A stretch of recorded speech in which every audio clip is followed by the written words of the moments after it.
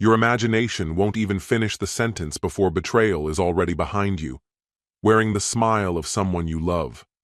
Some people lose everything in a single night, not because of accidents, not because of mistakes, but because of those they trusted completely. A mother who, instead of protecting you, becomes the director of your downfall.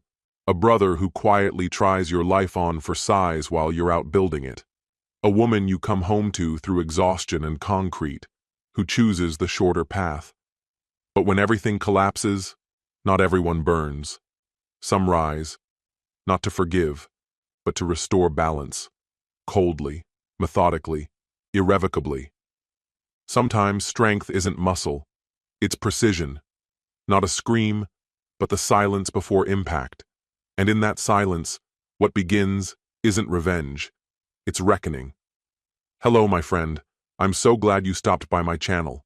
If it's your first time here, don't forget to subscribe and like this video, as every like truly inspires me. Please tell me which city and country you watch this video from. Now, let's get started. My name is Samuel, I'm 34, and up until not long ago, I was convinced that my life was moving in the right direction. I held a reliable job, clocking in anywhere from 50 to 60 hours each week, and spent the rest of my time mapping out a future with my fiancée, Lauren, who was 28 then. We'd been together for a couple of years, engaged for half of one, and I honestly believed we were smoothly headed toward a picture-perfect wedding.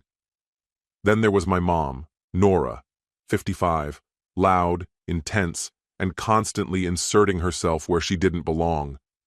As a kid, I never second-guessed her behavior. I assumed that's just how moms were wired. But with time, it became clear that her affection always came with conditions, and a grip that felt more suffocating than supportive. My younger brother Wyatt, 29, worked as a personal trainer. He was deeply invested in his appearance and took no small amount of pride in it. Mom doted on him endlessly. "He's got so much potential," she'd say, beaming. "Look at those muscles. Now that's a real man, not like some others I know." She'd always laugh as if she were joking, but something in her tone made me wonder if she actually meant every word. Over time, her little digs began to eat away at me. While she praised Wyatt's physical strength, she'd slip in backhanded comments about me being, just like your father, married to his job, always absent. In the early stages, Lauren and I were doing well. Sure, we had our disagreements like any couple, but we shared the same vision. A warm home, maybe a couple of kids, and a life built from scratch, together. She worked as a teacher's aide, gentle, soft-spoken, and sweet. She'd even doodle tiny hearts on the corners of her lesson plans. Things didn't feel off until Mom began making odd remarks in front of Lauren, usually about Wyatt. I remember one particular evening, maybe 2 months before everything fell apart, we were all gathered for dinner. Out of nowhere, Mom turned to Lauren and spoke like I wasn't even sitting at the table. "Wyatt's been hitting the gym hard these days," she said, swirling her wine. "Have you noticed those arms? He looks like a sculpture from ancient Greece, and he's always there when someone needs a hand. Sometimes, a woman just needs that kind of strength in her life." Lauren offered a polite, unsure smile and said, "Yeah, I guess he's in good shape." I shot Mom a look. Could we not discuss Wyatt's body during dinner? She gave a casual shrug, her lips curling into a smug grin. "I'm just pointing out the obvious, sweetheart. No need to get defensive." It seemed like nothing at the time, but that moment stuck with me. It was the first time I realized Mom was subtly shifting Lauren's attention, redirecting it away from me and toward my brother. Soon after, work became even more demanding. I lead a small construction crew, and we were slammed with back-to-back major projects. I'd leave before sunrise and return long after dark. Lauren and I barely crossed paths, grabbing quick dinners together or maybe lounging around on the occasional lazy Sunday. But I started to notice changes in her. She seemed distracted, distant. Her phone kept lighting up with messages, and each time she'd give this small, unreadable smile. "Just chatting with a friend from work," she'd say whenever I asked. "Don't go all jealous on me." I'm not jealous, I'd respond. It just feels like you're glued to that phone lately. She'd casually angle the screen away and mutter, "It's nothing, just wedding stuff stressing me out." That was the first time a quiet doubt settled in. Still, I let it go. I chalked it up to wedding nerves. Meanwhile, Mom was getting bolder. Her passive jabs turned into outright manipulation, especially when she got Lauren alone, at gatherings, or when they were working on the wedding. Even my dad, who spent most of his life nodding along with whatever Mom says, tried to offer me a quiet warning. "You know how your mother is," he said, brushing his thinning hair back. "She means well, she just has strong opinions." Strong barely scratched the surface. She wanted control over everything: how I dressed, how I budgeted, how much time I spent at work. And through it all, Wyatt remained her ideal son, her paragon of manhood. After visits with Mom, Lauren would come home tense and withdrawn. She'd avoid eye contact, chew on her lip, and often vanish into the bedroom for hours to watch shows or sit alone. I didn't push her. Maybe I should have. But I kept telling myself all couples hit rough spots. Then came the day everything crumbled. I finished early at work, a rare occurrence, and thought I'd drop by Mom's house. She and Lauren were supposed to be going over some last-minute wedding details. I pulled into the driveway, my truck rattling as usual, and headed to the door. One of the windows in the living room was cracked open, and I heard voices inside. Mom's voice rang out, clear and sharp. "Lauren, Samuel's just like his father. He'll always put work before you. He won't be there when it matters. You need someone dependable, someone who sees you. Honestly, Wyatt's that man." My chest tightened. I froze in place. Then I heard Lauren respond, her voice barely above a whisper. "I know Samuel works hard. It's just, sometimes I feel alone, Nora. And yeah, Wyatt sent me a few messages, but I swear it's not—" Mom cut her off. "You don't have to feel guilty, darling. Wyatt's exactly what you've been missing. Let's stop pretending Samuel can give you the kind of passion or attention you need. I'm only telling you this because I care. I've seen the way he's drifted." She kept going, relentless. "He's always gone. Wyatt's right here. That's the kind of man you need, the kind you deserve." I stood there, paralyzed. It felt like the air had been sucked out of my lungs. My own mother, my mother, was pushing my fiancé into the arms of my brother. Fury surged through me like a wildfire, scorching every thought in its path. I wanted nothing more than to storm in, to unleash everything burning inside me. But I held back. I needed more proof, more clarity. Then Lauren said something else, and it hit me square in the chest. "He doesn't say much, but it's nice having someone to talk to about the little things," she said. "Wyatt thinks I seem a little isolated sometimes." That was the final blow.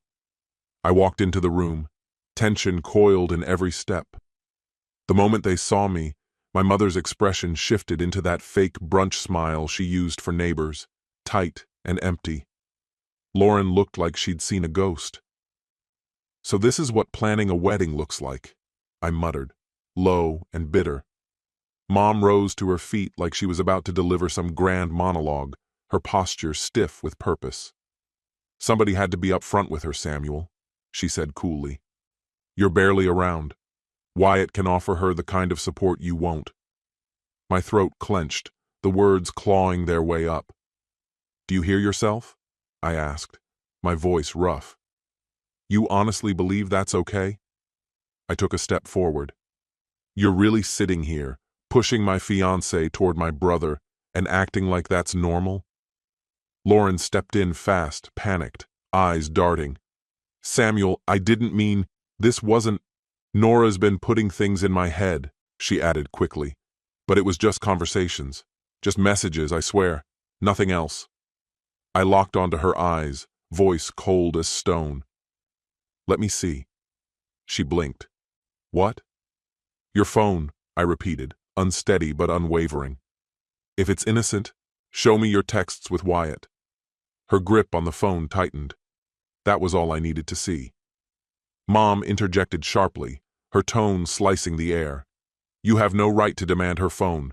That's controlling behavior. Wyatt respects women. He knows how to treat them. He has boundaries. Boundaries. The word echoed like a joke. This was the same woman who used to read Dad's emails like she was checking the weather. I didn't answer. I just turned and walked out, shaking all over. Lauren followed me into the driveway, crying, words tumbling out in fragments. I didn't mean it. Your mom got in my head. She said I should delete his number. It didn't mean anything. But the damage was done. She'd revealed everything. How easily she let my brother become an option, guided by my mother as if it were some twisted strategy. Back at the house, my phone showed 6 missed calls from Wyatt. One text. We need to talk, bro. I let out a short, humorless laugh. Then came Mom's call. I didn't answer. Her voicemail was smooth and condescending. Samuel, don't be dramatic. Lauren's still a good woman. Wyatt was just looking out for her. Don't destroy something meaningful over your insecurities. Insecurities? She practically engineered the whole thing. Then Dad called, trying to play peacemaker with his usual soft tone. Son, you know how your mother is. She says things without thinking. Maybe, don't give up on Lauren just yet. But I was done. That night, Lauren took the guest room, saying she needed space to clear her head. I almost laughed. Space to text Wyatt, more like. And in the days that followed, the unraveling sped up. Lauren turned distant. She was out more. Friends, she said. Meanwhile, Mom wouldn't stop sending guilt-laced messages. You're throwing away something good because of paranoia. Don't let your fear ruin your future. I hovered between ending it then and there, or digging until I had absolute proof. Then Thursday came. Lauren said she was meeting up with her old friend Abigail for drinks. But something was off. She dressed differently, went heavier on the perfume. One I remembered Wyatt once complimenting. My chest tightened. Rage stirred again. And so, I did what I'm not proud of. I drove to Wyatt's building and parked where I wouldn't be seen. Sure enough, there was Lauren's car. Heart pounding, I waited.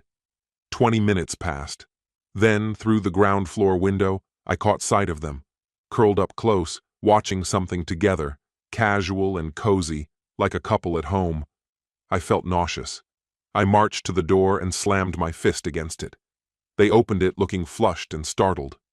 Wyatt wore one of those too-tight shirts he liked to flex in. Lauren was in the outfit I'd bought her for her birthday. How long? I asked, barely keeping control. Wyatt raised his hands like I was about to lunge at him. Just calm down, man. We can talk. I didn't blink. How long? I repeated. Tears welled in Lauren's eyes. 2 months, she whispered. It just happened. You were never home. And Wyatt, he understands me in ways you don't. Nora said. I laughed, bitter and loud. Nora said, so you're calling her Nora now? Like your teammates in some sick scheme? I turned to my brother. You, my own brother. I can't believe this. I shook my head. You two are made for each other. Wyatt stepped in like he was guarding her. Don't talk to her like that, he snapped. You weren't there for her. She came to me because she needed someone. Needed someone? I said, my voice like broken glass. So you gave her what? Comfort? Support? You helped her toss everything we built like it meant nothing? He came at me, fists flying, Wyatt, in his usual form, charging ahead with fury instead of thought. I intercepted his swing, grabbed his forearm mid-strike and shoved him hard. He tripped over the edge of the weight bench and crashed backward into the couch. You spineless bastard, I hissed. You try to sneak off with my fiancée, and now you want to throw punches because I dared to call you on it? I didn't wait for a reply. I pulled out my phone, found my mother's contact, and tapped the speaker icon. Samuel? Her voice came through, tired and annoyed. Why are you calling this late? No build-up, no hesitation. Tell me something, Mom, I said, my tone frigid. Why are you so proud of Wyatt creeping around with Lauren behind my back? There was a pause, then a low, unsettling chuckle. Go ahead, tell him, she muttered to someone nearby. Then, turning back to me in that syrupy, condescending tone she saved for lectures. Honey, I tried to warn you. The next words scorched like acid. Wyatt suits Lauren better. She needs someone who's around, someone who brings her passion. You're always buried in work, just like your father was. I ended the call without another word, stuffed the phone in my pocket. That night, my phone lit up with family chat notifications. Mom already rewriting the story, claiming I had attacked Wyatt unprovoked. Later, Dad rang. His voice carried that forced calm he always used when he didn't want to pick sides. Son, he began carefully, Nora's just looking out for Lauren's happiness. Maybe you're taking this too far. Too far? My brother slept with my fiancée after our mother played matchmaker behind my back, and I was the one overreacting? The following day, while I was drowning in spreadsheets at the office, Lauren returned to our place. She packed her things, some of which I had bought, and left her engagement ring on the counter like it was nothing. A small, folded note rested beside it in her tidy handwriting. I never wanted to hurt you. I hope someday you'll forgive me. That was it. That was all she had to say. 2 years of love and promises, discarded for a guy whose greatest accomplishments were a six-pack and an overpriced shelf of protein powder. That evening, Mom called again, this time smug. Don't make this harder than it is, Samuel. Wyatt and Lauren are happy. Accept it. You'll find someone else. I felt fury crawl through me like ice, not explosive, but calm, focused. They expected me to play along, to show up at holidays and act civil, while my ex-fiancé and my brother played house across the table. I was supposed to quietly step aside, become the cautionary tale, the workaholic who couldn't keep a woman. You have no idea what you've done, I said, voice low. She scoffed. Oh, stop. I did what was best, for Lauren, for the family. Wyatt is who she was meant to be with. Click. She hung up. I stood motionless, heat pulsing through my veins. The betrayal hit like a slow burn, spreading deeper with every breath. Over the following weeks, the news made its way through the family. Mom made sure everyone knew. Wyatt and Lauren were meant to be. She threw dinner parties, praised their connection, and acted like none of it was remotely shameful. Dad, true to form, said nothing. He faded into the background, neutral as always. But my sister, living halfway across the country, called, outraged. She told me her couch was open if I needed a place to escape. I don't know how to even begin to handle this, I admitted. They're flaunting it. Wyatt texts me like we're still friends. Lauren's posting cryptic crap about following your truth. And Mom? She practically cheers them on. She didn't hesitate. You can't fix this, but that doesn't mean you have to let it slide. Do what you need to do. Her words stuck. That's when the guilt died, and the heartache with it. What remained was sharper, colder. A new version of myself began to take shape, one that wouldn't roll over. I got to work. Wyatt had a fitness brand online, selling programs, shakes, supplements, always bragging about his grind and how self-made he was. But my friend Philip had a different perspective. He's cutting corners, Philip told me. I've seen him repackage expired powder in his garage. The smell's rancid.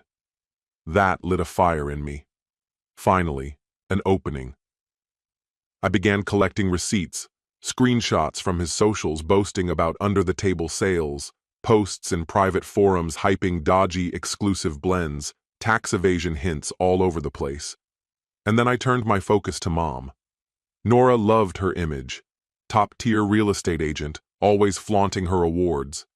But I noticed something fishy. Reviews from accounts with weird names, no profile pictures, barely any activity. Fake reviews, sock puppets. I didn't act yet. Just documented, sorted, built the file. If they were willing to dismantle my life, I'd return the favor, cleanly, legally, and with precision. One Sunday, Dad suggested a family sit-down, a peace offering, he called it.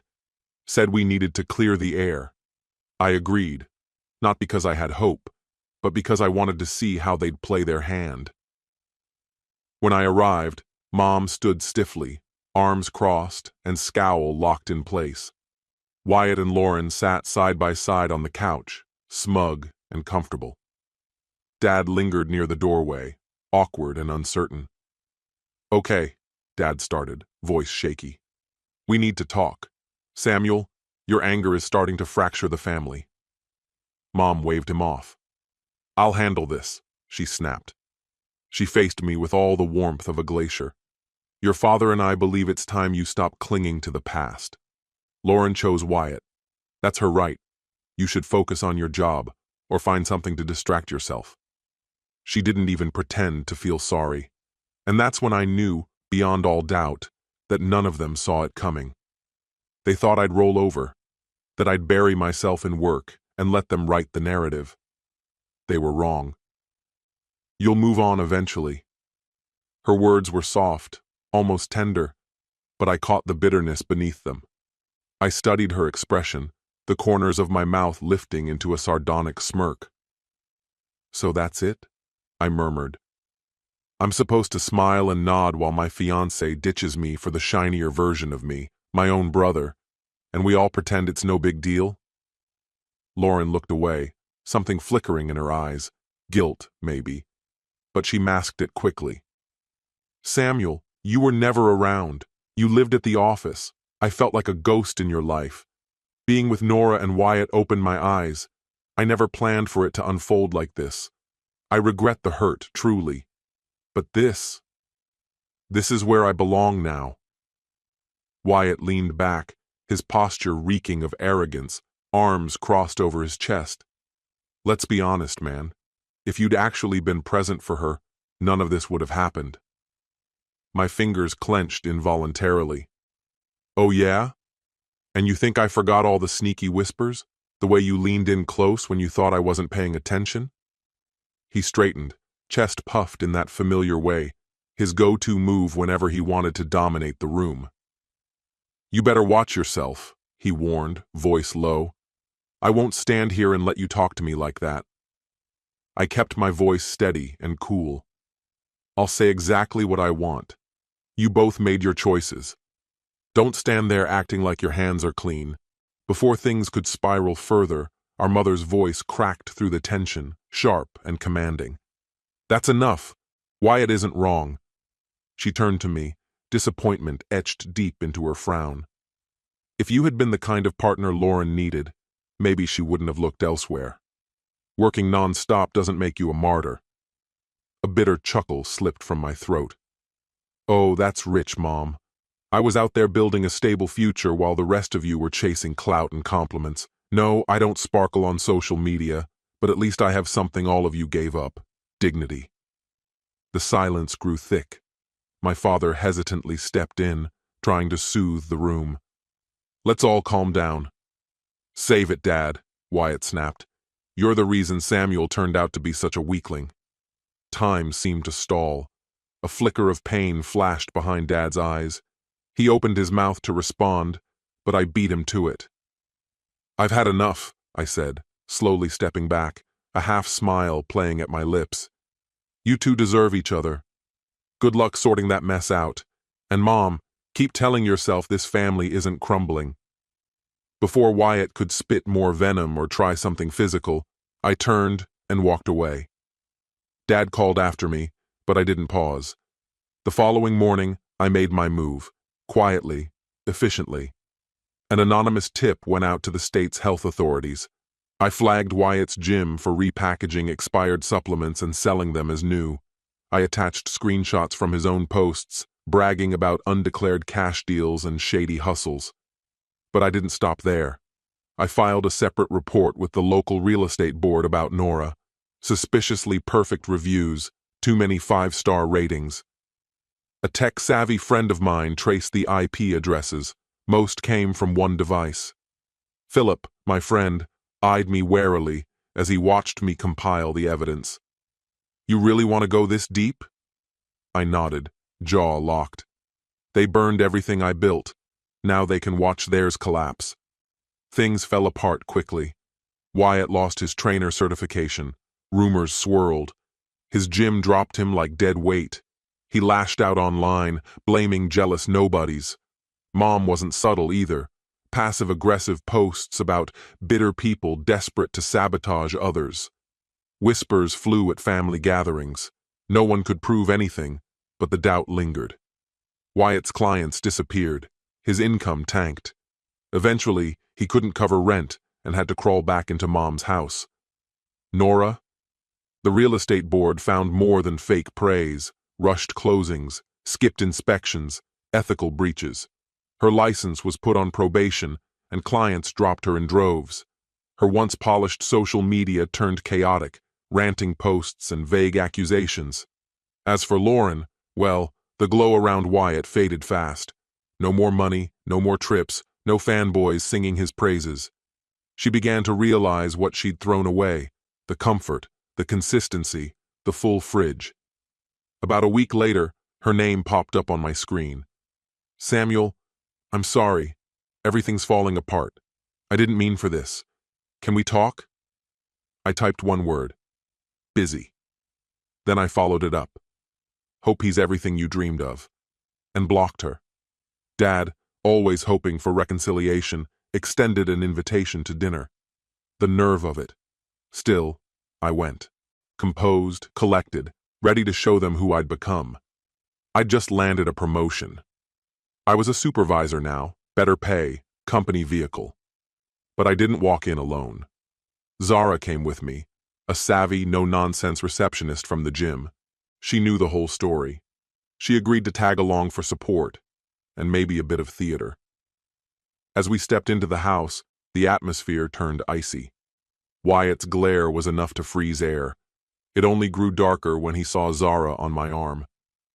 Lauren lingered beside the kitchen island, anxiously rotating her wine glass, her eyes darting between me and Wyatt like she was tracking lightning in the distance. My mother thudded plates onto the table with exaggerated purpose, trying, unsuccessfully, to feign calm. Samuel, she said stiffly, voice stretched taut, you brought someone with you. I wrapped an arm around Zara's waist. Yeah, this is Zara. She's been keeping me great company.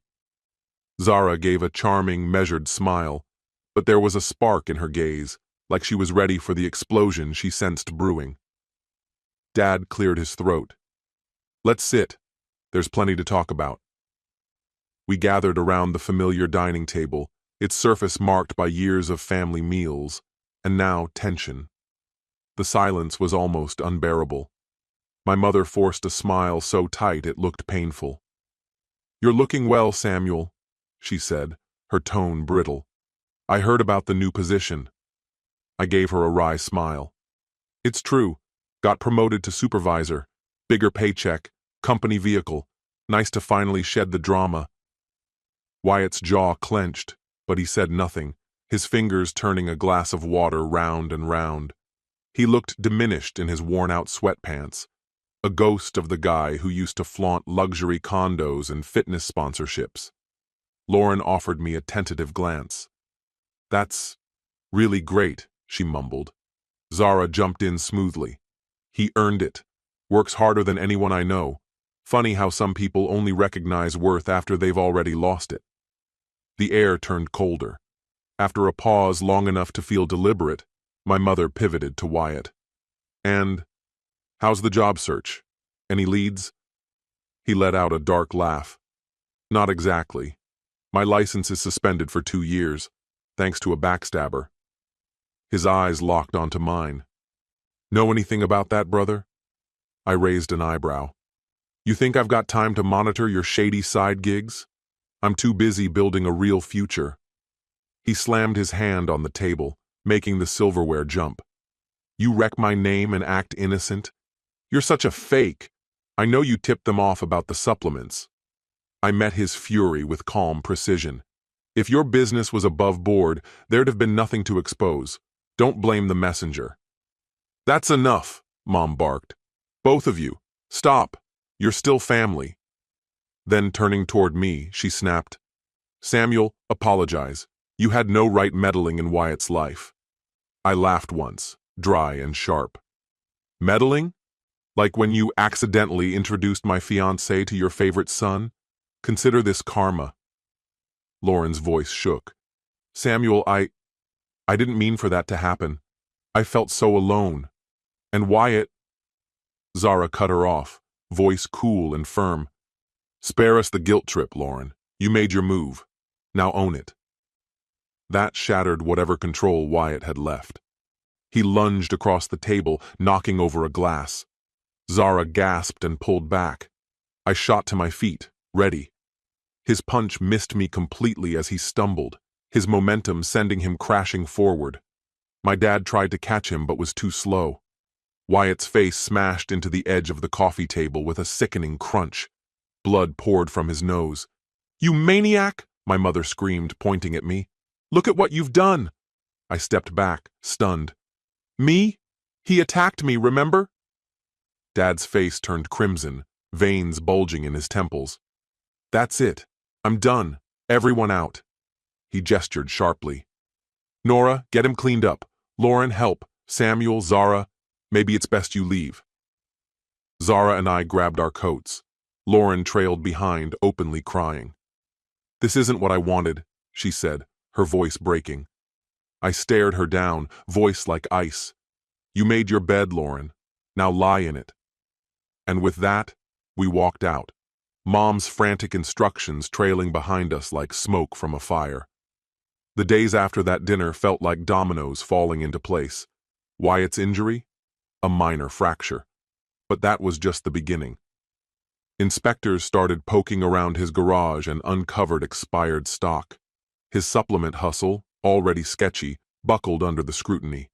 Ex-customers took to social media, sharing horror stories. Some claimed his formulas made them sick. His name got blacklisted by every reputable gym in the city. And Mom? Her pristine public image started cracking.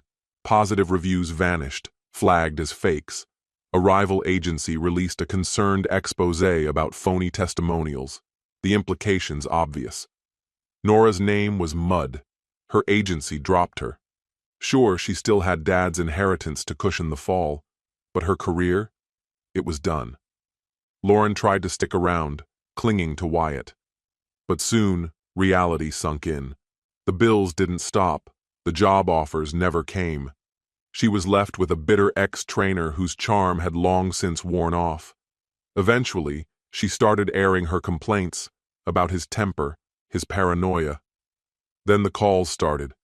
19 missed calls in one morning, and a voicemail. From Wyatt. "Pick up the phone. Don't be a coward. I know it was you who turned on me. Don't act like you're innocent. You don't turn your back on family." Lauren reached out, said we needed to have a conversation. "I'm sorry," she wrote. "I miss you." Mom's been calling too.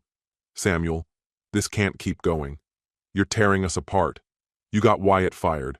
You trashed my reputation. Why? Just to be cruel?" I let the phone vibrate until it stopped. I scrolled through their texts with a bitter smirk tugging at my mouth. The same people who used to ridicule me, who treated me like I didn't belong, now they were desperate. Dad messaged again, said he wanted to talk, man to man. Curiosity got the better of me, so I went. Found him sitting alone in the living room. The others, Mom, Lauren, Wyatt, were whispering in the kitchen, scheming, no doubt. Dad looked worn down, like the years had finally caught up with him. "Son, I should have stood up for you more," he said. I shrugged like it didn't matter. "Don't try the guilt angle, Dad. I'm doing just fine on my own." He exhaled slowly, rubbing at the weariness on his face.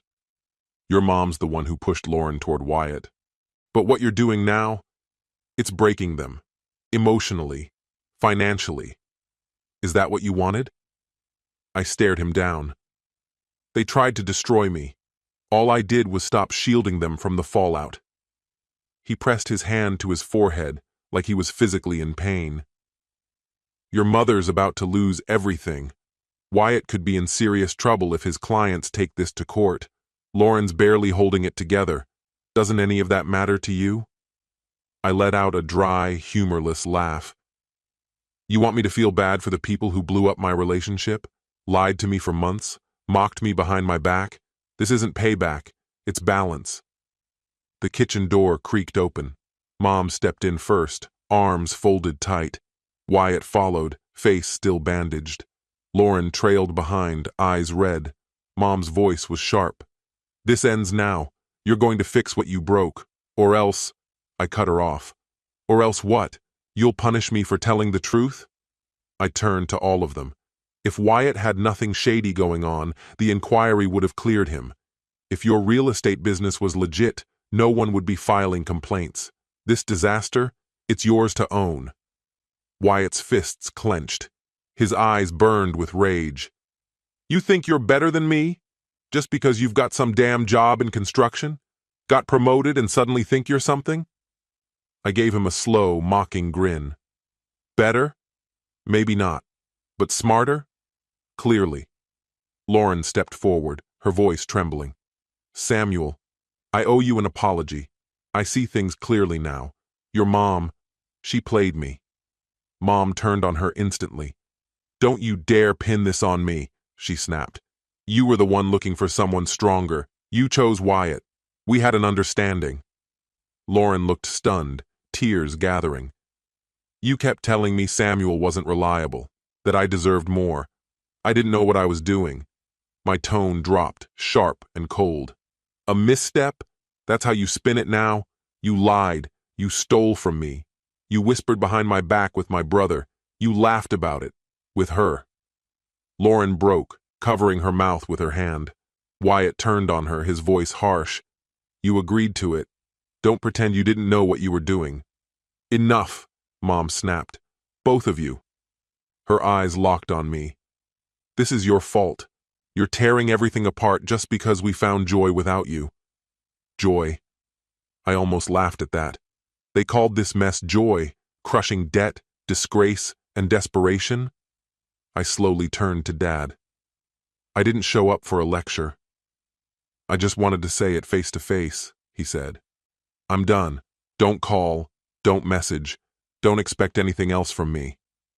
Wyatt shouted as I turned to leave. Rot in hell, you cold bastard. I looked over my shoulder, my expression unreadable. I've already lived there, thanks to you and Mom. Now it's your turn. I walked out as their voices erupted behind me, chaos spilling into the hallway. The next day, a friend filled me in. Wyatt had gone door to door, begging for financial help, but once word of his mess got out, every door slammed shut. Lauren was job hunting far from town, trying to escape the fallout. Mom's business deals? Crumbling one after another. And me? I was climbing. I poured every ounce of anger into my work. People respected me more with each passing day. Adversity forged me into something stronger. I became the man they said I never could be, just not for them. I was building something lasting, something untouched by their shadows. A week later, Lauren emailed me. A digital confession, really. You were always solid, she wrote. I was blind. Nora poisoned my thoughts. Wyatt isn't who I believed. I didn't finish the message. I just deleted it. Some might call me the villain here. Let them. Maybe they had a point. I confronted them with facts and truth, staying within the lines of the law. But let's be real. Vengeance was the fire that kept me going. I didn't just want to expose them. I wanted to watch them fall, and I did. Does that make me the villain of this story? Maybe it does. But how else was I supposed to respond after my own mother handed my fiancé to my brother like it was some kind of perverse gift? Wyatt took something that never belonged to him. Lauren gave up her morals for the illusion of a man with more power. So sure, I leaned into the role they handed me. I became the monster in their narrative, and seeing their world, built on lies and manipulation, collapse, that was justice I could live with. They wanted strength, I said to Philip one night, beer bottle in hand. So I showed them what strength really looks like. He chuckled and clinked his drink against mine. Sometimes the sweetest revenge is letting them self-destruct, he replied. It's been months since I made my final move. Wyatt? He's out of the fitness game for good. No clients, no gym, and a 2-year ban from personal training. My mother's real estate empire? Crumbling fast. Her broker dropped her. The office shut down after a failed inspection, and now the lawsuits are piling up. As for Lauren, she vanished from the internet entirely, probably running from the rumors she knows are coming. Even my dad's starting to open his eyes. He pulled me aside the other day, said he's seriously considering leaving her. He didn't say much, just that being around Nora feels like drowning. I almost felt sorry for him, but that's his battle, not mine. I walked away from that apartment. Too many ghosts lived in those walls. The new place? It's bigger. Finally enough space for a proper office. The promotion came through, and I've been seeing Zara, the front desk girl at the gym who can't stand guys like Wyatt. She's not flawless, but she's real. That's more than enough for me right now. Do I regret tearing it all down? Sometimes. But then I remember walking in on Lauren in Wyatt's bed, or the sound of my mother laughing while justifying their betrayal. Some wounds go too deep to ever fully close. They say every villain believes they're the hero. I don't need to be either. All I did was take down the people who deserved it. My scheming mother, my treacherous brother, and the woman who chose betrayal over love. And truthfully, I sleep like a rock. They wanted a strong man. Well, they got one, just not the version they expected. This story has come to an end. What's your opinion? Share it in the comments, my friend. And if you liked this story, check out other exciting videos on my channel. I'll say goodbye until the next video. See you!